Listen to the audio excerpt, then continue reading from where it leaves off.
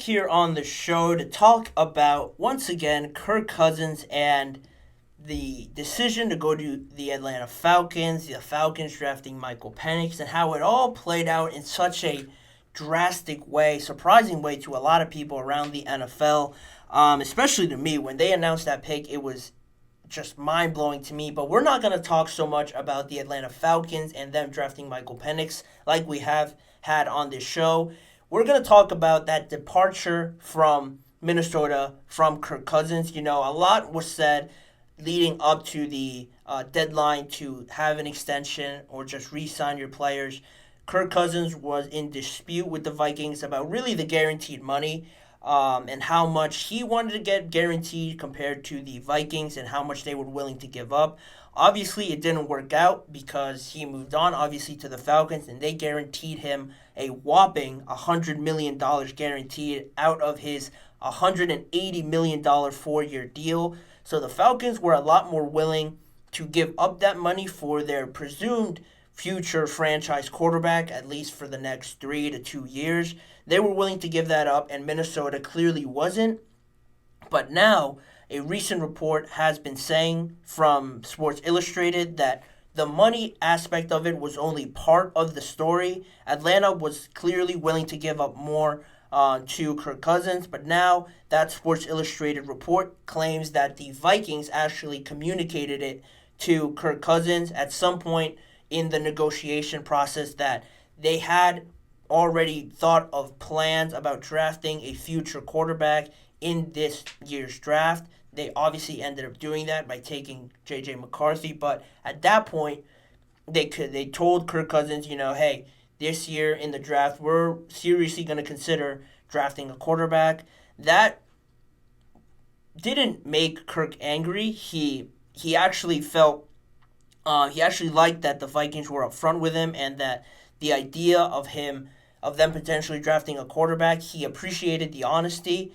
And so high up in the draft, it could have worked out, but Kirk, on top of the money and them looking, essentially past him to the time after he's gone, didn't really all mix too well with Kirk Cousins. And on top of being upfront with the idea of the Vikings and drafting a quarterback high in the draft, even if he stayed in Minnesota, that was going to be their plan to at least start planning out the future. We saw how Kevin O'Connell talked about the next guy at some point during this offseason. I brought it up how he was extremely confident that this next guy that they drafted was going to be the future franchise piece of this team. So seeing how much Kevin O'Connell cared about it, even if Kirk Cousins stayed, he probably would have felt that his time was numbered. Even if he was familiar with the Vikings, he felt comfortable there, it probably would have rubbed them the wrong way that they were planning for the time after him. Similar to the Aaron Rodgers situation with Jordan Love, Kirk decides to move on, obviously goes to the Falcons, and that all works out. And Minnesota stuck to their plan, eventually taking J.J. McCarthy. And what's so crazy, ironic, and what are the chances that it happens this way? Kirk goes to the Falcons, and to get away essentially from that idea of, all right, this team is looking to replace me essentially in Minnesota, let me go to the Falcons and be their starting quarterback. What do? They do the exact same thing the Vikings were planning on doing. They draft a quarterback to eventually succeed Kirk Cousins in this year's draft, drafting Michael Penix. And you got all those reports from Kirk Cousins' agent and just NFL media saying that Kirk was really surprised by this pick. He was disappointed and shocked. He was never told of their plan of doing this, and it could really plan out and just roll out in a bad situation. There could be a lot of animosity there, but thankfully for the Falcons, Kirk reached out to Michael Penix. It looks like there isn't any hard feelings there, but just thinking about this whole situation and how it plans out, not only is this just crazy on how it worked out for Kirk and trying to get away from one situation, but finding himself in the exact same spot with a new team is insane to think about, but also you start thinking about all the other possibilities of how this could have played out. Say Kirk is determined on leaving the Vikings. He wants to get away from the team that is planning on drafting a quarterback. They don't want to give him this guaranteed money, so he's looking at his options, looking at the Falcons as one. Say the Falcons told him initially that, we could sign you, we could give you this guaranteed money, but we are planning on drafting a quarterback at some point in this NFL draft, maybe even in the first round. They tell him that, and now you start thinking, wow, like maybe Kirk decides not to sign with the Falcons because he really wants to be the number one guy. And then you start thinking about all these other options out there, like the Broncos. How big of a player could they have been in the Kirk Cousins sweepstakes? Of course, they don't have a lot of money because of Russell Wilson and that contract situation, but they were in dire need of a quarterback. So could they have worked something out there? Especially the team right away that popped up to me was the Las Vegas Raiders. They weren't in a salary cap issue like the Broncos. They desperately needed a quarterback, and they were the furthest back from the top teams that were planning on drafting a quarterback. They got the short end of the stick in the draft by just really not having any options at number 13. How massive would it have been for them if Kirk knew what the Falcons were planning, knew what Minnesota was planning? They met with Kirk Cousins. They could have worked something out. Maybe not $100 million worth guaranteed, but if they work something out, Kirk Cousins could, in a different world out there, be the quarterback of the Las Vegas Raiders. And how different would their roster now look with Kirk, Devontae Adams? Say they draft Brock Bowers anyway at 13 because they have their quarterback. You have Brock, you have Jacoby Myers.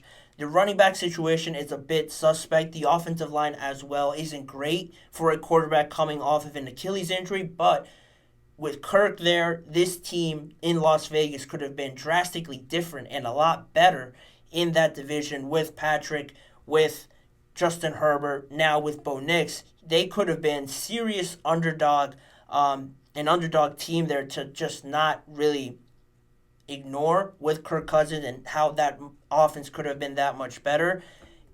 Unfortunately for them, it didn't work out this way. And you also have to think, if Kirk, and with his meeting with the Vikings and the Atlanta Falcons, would he have taken less money with another team, knowing that he was going to be for sure their number one option? I mentioned the Raiders. They have Gardner Minshew and Aiden O'Connell. Maybe they weren't willing to spend a lot of money on a quarterback anyway because they cited for those options that were a lot cheaper.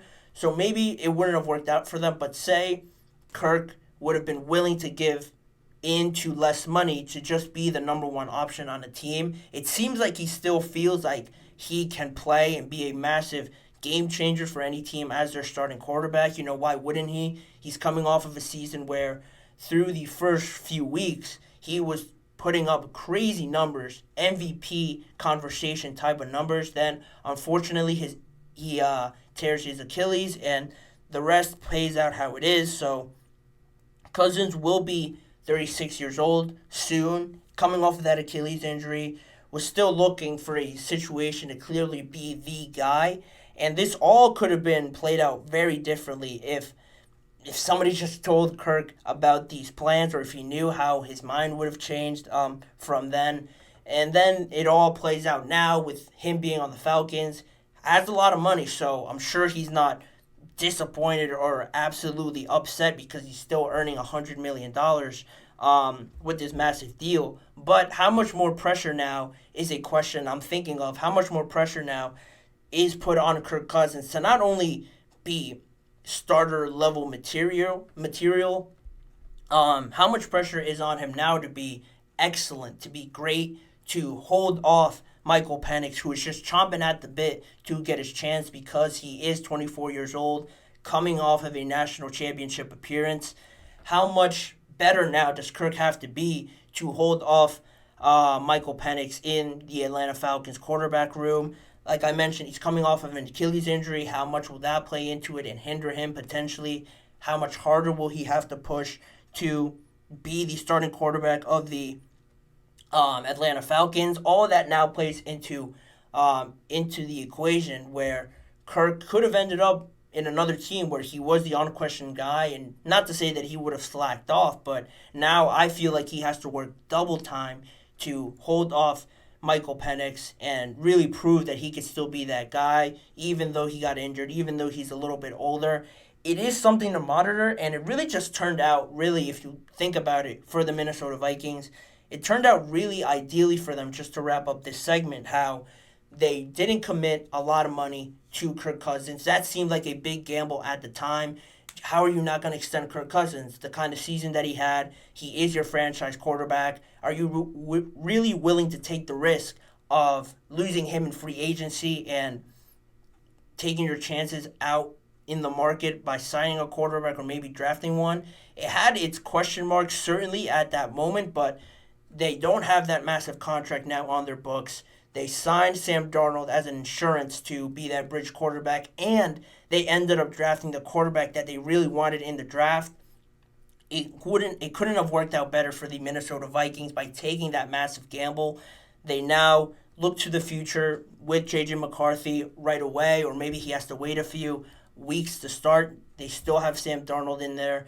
How they took that risk and it paid out for them. Maybe not so much for Kirk, as many people would have thought at the beginning, but it all has to play out as it should. I was really high on J.J. McCarthy going to the Vikings, and with that offense, I'm expecting big things, but it just has to really be determined on how quickly he picks up the offense, how quickly he develops. I have a lot of confidence in him, but also keeping an eye on the Atlanta Falcons and how that whole quarterback situation pans out, keeping in the back of my mind now, like, man, Kirk could have been the man somewhere else. How much would the Raiders really have benefited from having on his team? All of those are now what-ifs scenarios that I could just go over a million times in our heads, but it is what it is now.